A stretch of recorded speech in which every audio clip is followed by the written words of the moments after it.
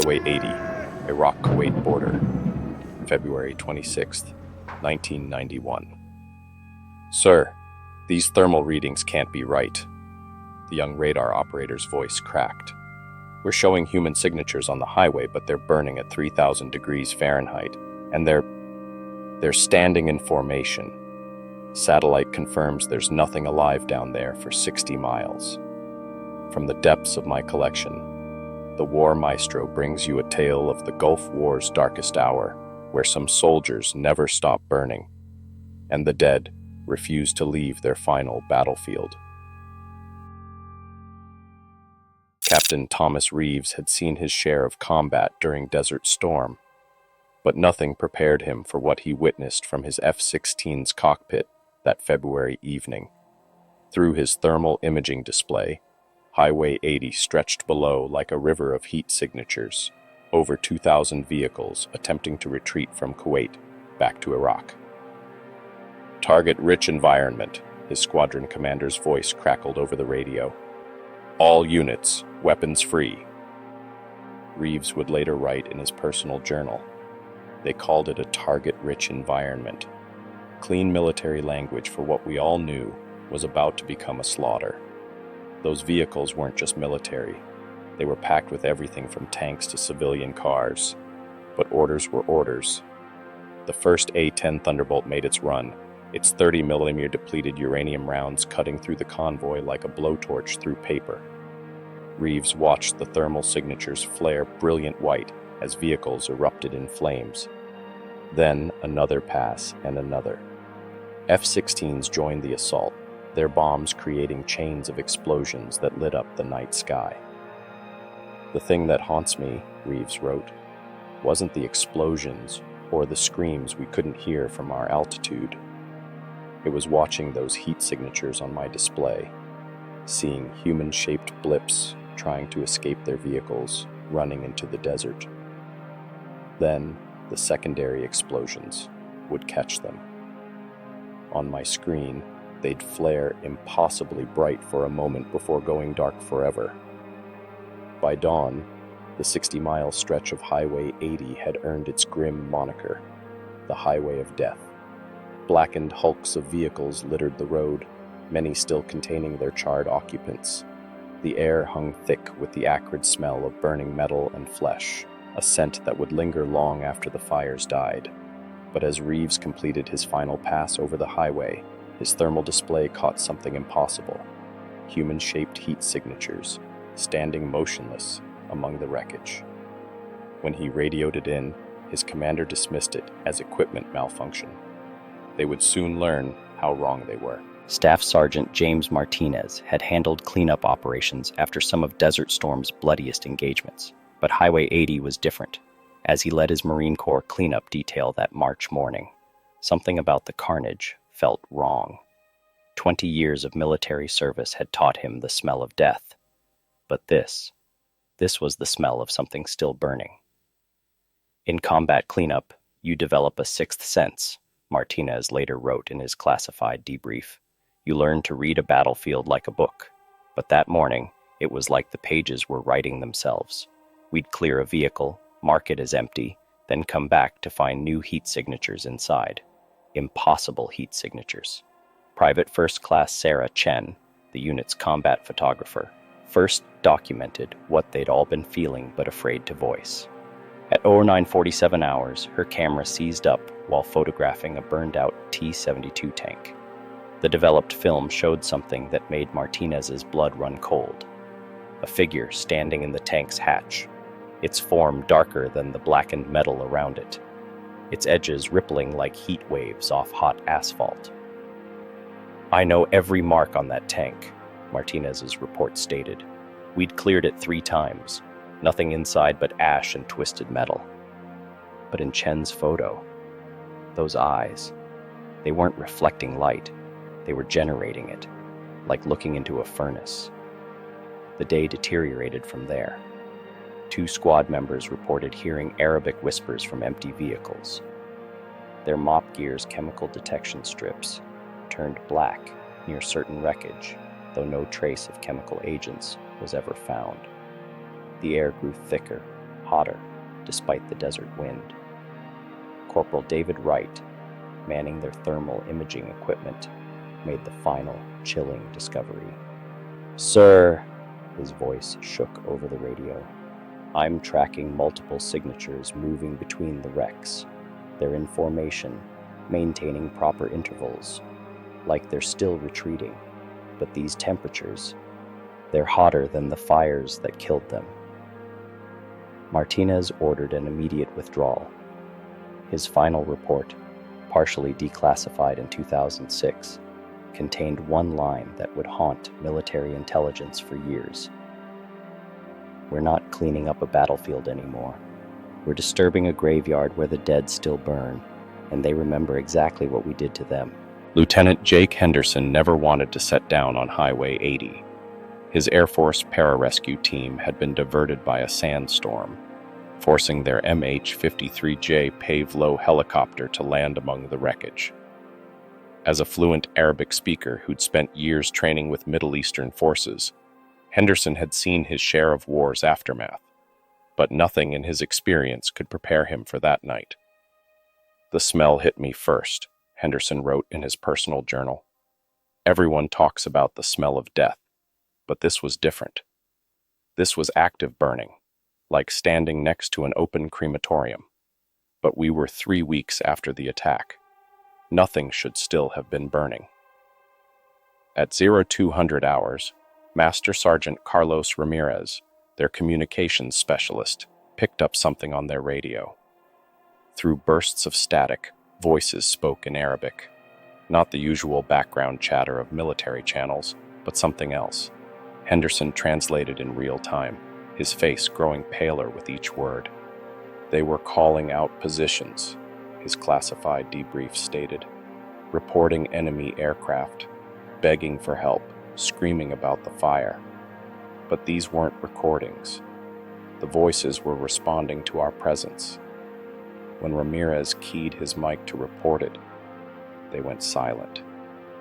Then we heard footsteps. Through his night vision goggles, Henderson spotted a figure walking with military precision through the wreckage. His training kicked in.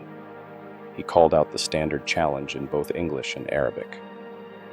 The figure stopped, turned. That's when Henderson made the mistake of switching to thermal imaging. "The temperature reading broke the display," he reported. The figure, it was putting out heat like a blast furnace, but it was shaped like a man. When it opened its mouth, I saw the inferno inside, the kind of fire that burns hot enough to melt bone. The team's helmet camera footage, later analyzed by Air Force Special Operations Command, showed the next 2.3 seconds in horrifying detail. Every electronic device within 50 meters failed simultaneously. In that moment of darkness, Henderson heard the figure speak. Perfect classical Arabic, in a voice like crackling flames. "You gave us this fire. Now, it burns forever." When their systems rebooted, the figure was gone. But it left evidence. Footprints melted into the asphalt, leading straight through a solid wall of wreckage. The team found more proof in their perimeter sensors' audio recordings. Beneath layers of static, a repeating message, "La tathabu, nanu lam nantahi bayed." Don't leave. We're not finished yet. Henderson's final mission note, written with shaking hands, reads, "We're trained to save people from any situation. But how do you rescue someone who's still burning 3 weeks after they died? How do you help souls trapped in their own inferno?" Major Diana Wells never believed in ghosts. As lead investigator for the Defense Intelligence Agency's Operation Desert Ember, she'd built her career on finding rational explanations for the inexplicable. But Highway 80 was about to shatter her understanding of reality. The brass wanted this classified as mass PTSD, Wells wrote in her personal journal. Simple explanation: traumatized soldiers, stress-induced hallucinations. I believed that too, until I saw the evidence, until I heard the recordings, until I felt the heat myself. Her team included Dr. Sarah Mitchell, an environmental scientist who'd studied battlefield phenomena for 20 years. Mitchell's initial theory about temperature inversions, creating mirages, collapsed when they examined the damaged equipment. Every camera, every sensor, every piece of electronics showed the same impossible pattern. Internal components melted from the inside out, as if they'd captured something that burned hotter than the sun. The breakthrough came from Sergeant Daniel Walsh's patrol unit. His team's body cameras caught something that changed everything. 2 clicks north of grid reference Charlie 7, his report stated, we encountered a figure standing motionless among the wreckage. Through my thermal scope, I could see it was charred black, like the bodies we'd been recovering. But it was standing. Just standing there. The footage showed Walsh approaching the figure, his scope's temperature reading maxed out. Then the figure turned, not toward Walsh, but toward the sound of his radio static. The thermal imaging showed its eyes glowing like welding arcs. That's when it hit me, Wells noted after reviewing the footage. These weren't random phenomena. They were responding, learning, watching us with terrible intelligence. The investigation's turning point came during their night survey. Wells insisted on going herself, despite her team's objections. Her thermal imaging equipment detected a group of heat signatures moving in perfect military formation through the wreckage. But it was their behavior that chilled her to her core. They weren't just walking, her final report stated.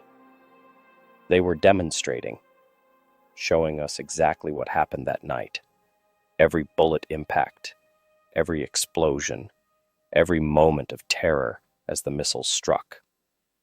They were making us witness their last moments, over and over, making sure we understood exactly what we'd done here. Wells' investigation concluded with a recommendation that shook the military establishment. This isn't a haunting, it's a testimony.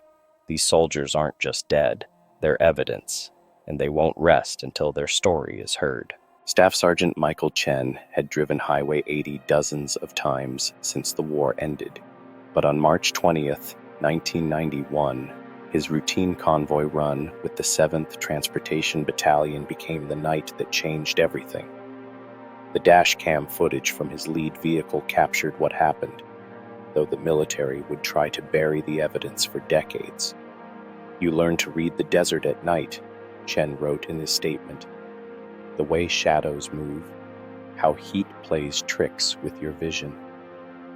But this was different. The shadows were moving against the wind, moving with purpose. The convoy's problems started small. Static in their radios, fluctuating engine temperatures. Private Jessica Rodriguez, manning the lead vehicle's thermal imaging system, noticed it first. Multiple heat signatures, 11 o'clock. They're in a retreat formation, but, sir, these temperature readings can't be right. The scale goes to 2,500 degrees, and they're all maxed out. Through his night vision goggles, Chen watched dark figures emerge from the desert haze. They moved with military precision, their forms rippling with internal heat. When the convoy's headlights swept across them, he saw what they really were, charred silhouettes of men glowing from within like coal-fired furnaces. They recognized our uniforms, Rodriguez's testimony revealed. I saw it in their burning eyes. They knew exactly who we were, what we represented. Then they started walking toward us, and that's when we heard their voices.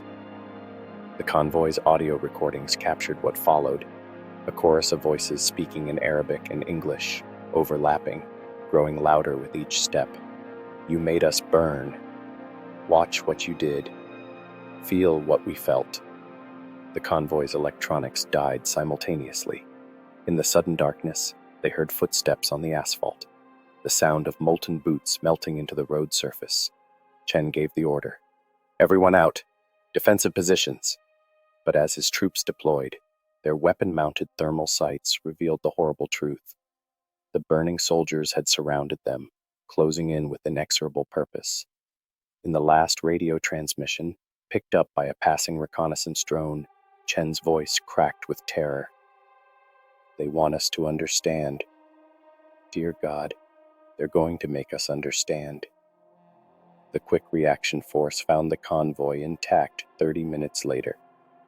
The only traces of the crew were their boot prints, melted into the asphalt in a perfect circle, and in the center, scorched into the road's surface, a message in both Arabic and English. Walk with us, feel our fire, remember. Colonel Robert Harper had spent 20 years in Special Operations Command, handling everything from hostage rescue to counterterrorism. Operation Night Watch should have been straightforward. Contain the Highway 80 phenomena, gather intelligence, neutralize the threat. Instead, it became his last mission. You can't fight what you can't understand, Harper's final briefing stated. We brought everything: 75th Rangers, 5th Special Forces, cutting-edge detection systems. But how do you contain something that's already burned beyond death? Technical Sergeant Amy Foster monitored the advanced sensor suite during the operation. Her logs revealed a chilling pattern. The thermal signatures are evolving, she reported. They're not just appearing anymore, they're organizing, learning. Each night, they burn hotter, move with more purpose. Last week's reading showed 3,000 degrees. Now we're seeing spikes of 5,000.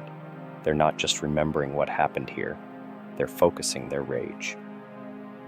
The breaking point came during the midnight patrol on March 30th.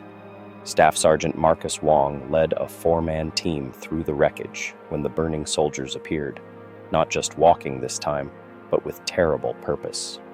They're surrounding us, Wong's last radio transmission crackled. But it's different now. They're showing us something. Jesus Christ. They're making us experience it. The bombs, the bullets, the burning. They want us to feel everything they felt. Wong's body cam footage, recovered after the incident, captured their final moments. The burning figures herded his team into a maze of wreckage, their voices a chorus of agony and accusation in both Arabic and English. Know our pain. Feel our fire. Eshur bihararati niranana. Feel the heat of our flames. Colonel Harper ordered an immediate rescue operation, but they were too late. They found only empty combat gear, melted and twisted into a perfect circle. In the center lay 4 sets of dog tags, their metal surfaces warped by impossible heat, and scorched into the ground around them. Words in English and Arabic that would haunt Harper until his death. We died in fire. Now you understand. Harper's final log entry, written hours before his own disappearance, reads, "We didn't just create a highway of death. We created something worse, a place where the burning never stops, where soldiers are condemned to relive their final moments for eternity. This isn't a haunting, it's judgment." Fresh asphalt now covers Highway 80's scars, but according to Master Sergeant Rachel Torres of the 617th Military Police Company, some things cannot be paved over. Her previously classified report from 2015 finally surfaced through a Freedom of Information Act request, reveals that what haunts this stretch of road has only grown stronger with time. "I've done 3 tours in combat zones," Torres wrote. "I know the difference between battle stress and something else. What we encountered that night wasn't about stress, it was about memory, about bearing witness."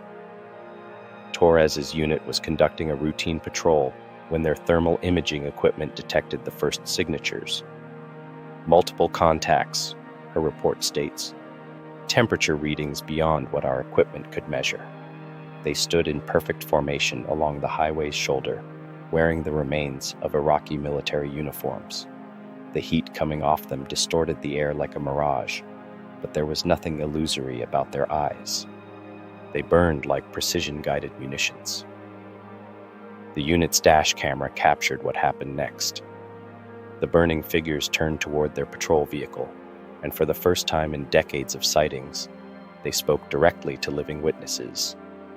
The audio, analyzed by multiple agencies, contains their message, distorted by static and the crackle of eternal flames. We guard this road now. This is our eternal post. Let your wars remember us. Torres's report continues. Then they did something unexpected. They saluted us, not as enemies, but as fellow soldiers. The heat from their raised hands melted our camera lenses, but before the equipment failed, we saw what lay behind them, an endless formation of burning figures stretching into the darkness. An entire army, still retreating, still burning, still bearing witness. Today, military patrols report the same phenomena every year, particularly around the attack's anniversary. Thermal signatures of impossible heat, radio transmissions in multiple languages telling of fire and death. And always, the burning soldiers standing guard along the roadside, their eyes like furnaces, forever watching over the place where they died. The last recorded encounter on Highway 80 happened just months ago. A young lieutenant's body cam caught the moment a burning soldier stepped directly in front of their vehicle. Through the heat-warped footage, its charred lips moved, its voice like crackling flames. You think time will let you forget? We are not a memory. We are not a warning. As long as there is war, we will never stop burning. The figure leaned closer to the camera, its furnace eyes flaring. And neither will you. If this tale from the War Maestro's archive sent a chill down your spine, check your thermal readings and join our ranks. The next time you feel unexplained heat, you'll want to be prepared. Subscribe and activate that notification bell to know when our next classified file is declassified. Share this account with fellow soldiers who understand that some battlefield stories can never be explained by military reports alone.